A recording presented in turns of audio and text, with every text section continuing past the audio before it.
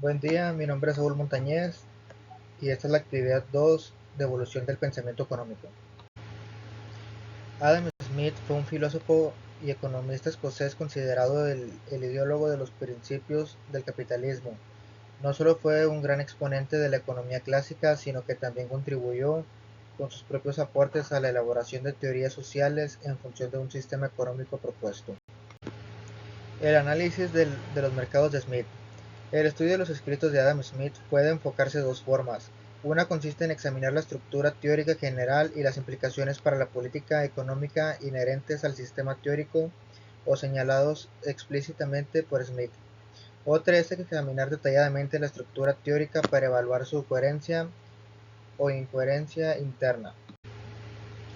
Política económica contextual.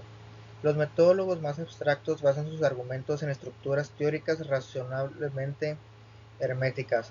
Un teórico abstracto podría llegar, por ejemplo, a la conclusión de que los mercados sin intervención del Estado asignan óptimamente los recursos porque a largo plazo en los mercados competitivos las empresas producen con el menor coste medio posible. El orden natural, la armonía y la laissez-faire. Los mercantilistas y Smith, influidos por los avances de las ciencias físicas, creían que era posible descubrir las leyes de la economía por medio de un análisis riguroso. Creían que era posible descubrir las relaciones empíricas de causa-efecto por medio de la investigación científica. El funcionamiento de los mercados competitivos. La aportación más importante de Smith a la teoría económica fue su análisis del funcionamiento de los mercados competitivos. En su análisis de la formación de los precios y de la asignación de los recursos, llamó precios de mercado a los precios a corto plazo y precios naturales a los precios a largo plazo.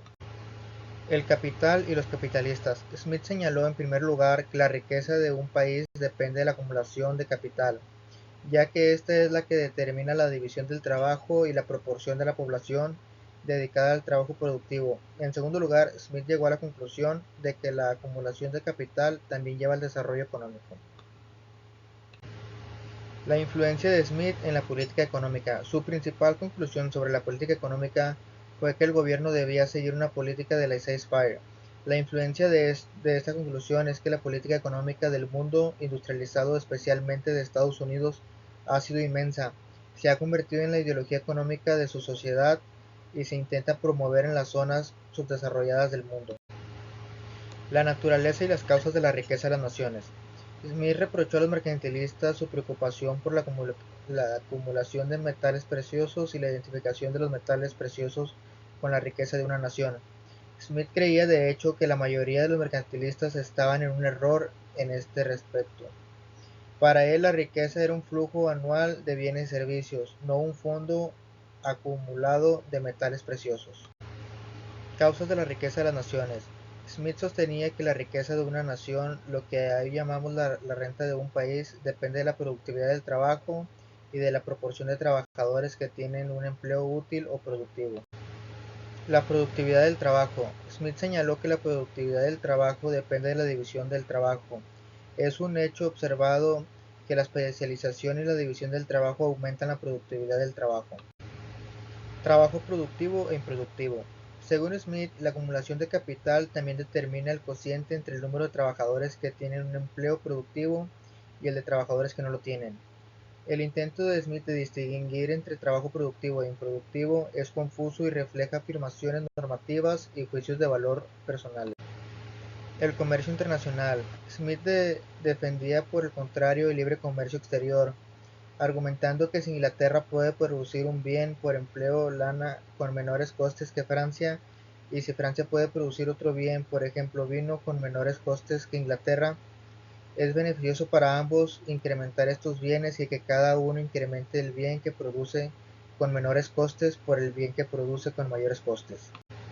La teoría del valor. El análisis de Smith en ocasiones es confuso en este sentido, ya que mezcló su análisis de los determinantes de los precios relativos con su intento de descubrir una medida de los cambios que experimenta el bienestar con el paso del tiempo. Los precios relativos. El análisis que hace Smith de la formación de los precios relativos en la economía de su tiempo distingue dos periodos, el corto plazo y el largo plazo, y dos grandes sectores de la economía, la agricultura y el sector manufacturero. El significado del valor. Smith creía que la palabra valor tiene dos significados distintos. Unas veces representa la utilidad de un objeto y otras el poder de compra de otros bienes que confiere la propiedad de este objeto. Uno puede denominarse valor de uso y el otro valor de cambio. La teoría de la distribución. La distribución personal de renta depende de los precios y las cantidades de factores de producción vendidos por los individuos. El trabajo es el único factor de producción que posee la mayoría de los hogares. Por tanto, la renta de un hogar generalmente depende del salario y del número de horas trabajadas. Los salarios. Smith ofreció diversas teorías para explicar los salarios. Propuso una teoría de los salarios basada en la subsistencia, una teoría basada en la productividad, una teoría basada en la negociación, una teoría basada en la demandante residual y una teoría basada en el fondo de salarios. La doctrina del fondo de los salarios. Esta doctrina supone que hay un fondo fijo de capital destinado a pagar los salarios. Como el proceso de producción lleva tiempo, tiene que haber bienes producidos anteriormente que puedan ser utilizados por los trabajadores para alimentarse, vestirse, cobijarse y otras cosas entre el inicio del proceso y la venta final. Las rentas. Smith propuso cuatro teorías como mínimo de las rentas, todas ellas mutuamente contradictorias. Se dice que los orígenes de las rentas son la demanda del terrateniente, el monopolio, las ventajas diferenciales, un regalo de la naturaleza. La evolución de la tasa de beneficios. Smith predijo que la tasa de beneficios disminuiría con el paso del tiempo por tres razones. La competencia existe en el mercado de trabajo, la competencia existe en el mercado de mercancías, la competencia en el mercado de inversión. En conclusión, las aportaciones de Adam Smith crearon una evolución para el pensamiento económico. Sus principales intereses fueron las cuestiones de política económica que afectaban al crecimiento y el desarrollo económico, especialmente la búsqueda de medidas que mejor promovieran la riqueza de la nación.